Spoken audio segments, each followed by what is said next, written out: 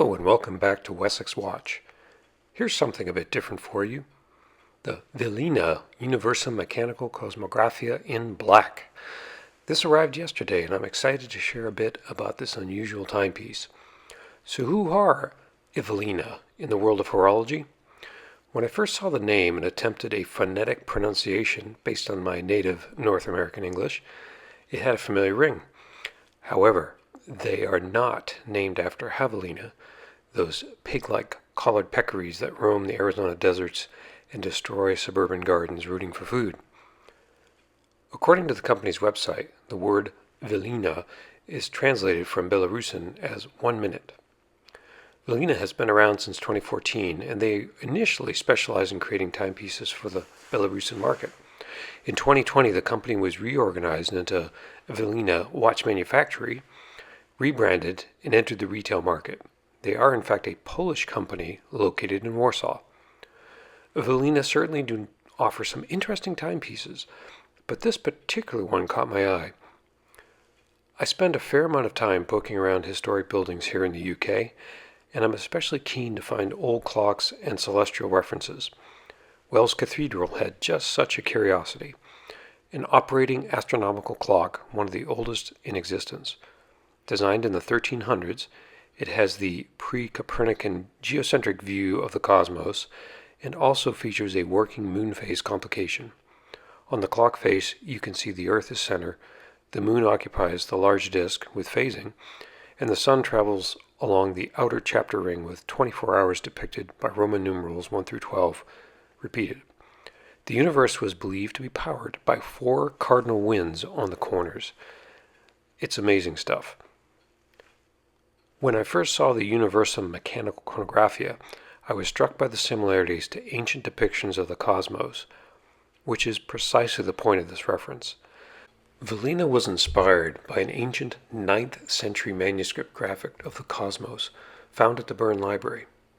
The map depicts the 12 constellations and again an Earth-centric view, with the Moon, Luna, Mercury, Venus, the Sun, Mars, Jupiter, and Saturn. Since this graphic was created before the invention of telescopes, it obviously wouldn't include references to Uranus and Neptune, or outer minor planets. Sorry, Pluto.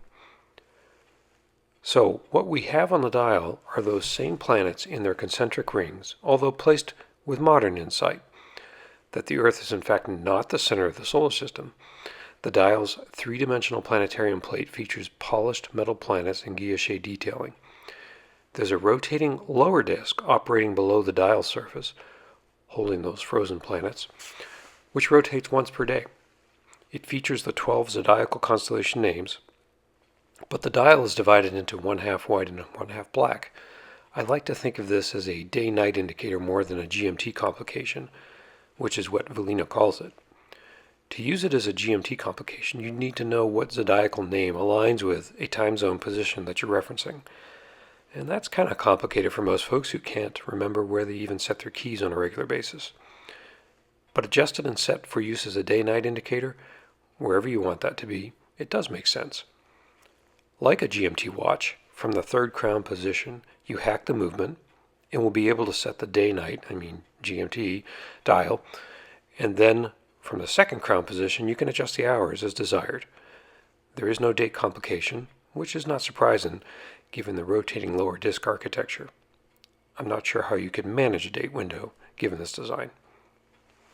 The cannon pinion is the center of the solar system, and a pair of Breguet-style hands, gold-toned for the hour hand and silver for the minute hand, sweep gracefully across the dial. I don't know if this was a planned detail, but the palm, or the circle, of the hour and minute hands do line up perfectly with the orbits of Mars and Saturn on the dial. If so, that's a nod to the design team at Hvilina. Well done. The case material is PVD-coated 316L stainless steel and features 50 meters of water resistance. The case diameter measures 42.6 millimeters. The watch thickness, including the slightly domed sapphire crystal, is 13 millimeters. I measure 48.4 millimeters lug to lug, and it has 22 millimeter spacing between the lugs. My watch came with 2 straps, a faux alligator leather strap and a rubber strap with quick release features built in. Turning the watch over, we find the decorated Miyota movement, with a uniquely styled rotor mass featuring the minor outer planets of the Kuiper belt engraved in a similar fashion to the dial's planet depiction. A few specifics about the watch itself. The Miyota 9075 automatic movement beats away at 28,800 semi-oscillations per hour and features 24 joules, 42 hours of power reserve, and a claimed accuracy of -10 to +30 seconds per day. My timepiece was operating at a much more respectable +4 seconds per day. The timepiece is limited to 500 pieces in this black color scheme, comes with a 2-year warranty period, and an expected service interval of 10 years. It's listed for sale, currently pre-order, on their website for €479. My closing thoughts on this timepiece. If you're moved by the history of cosmological thinking or have a passion for astronomy, this is a fun timepiece. It's very comfortable to wear, runs accurately, and while likely not a daily driver watch, it's one that can make you smile each time you look across the dial.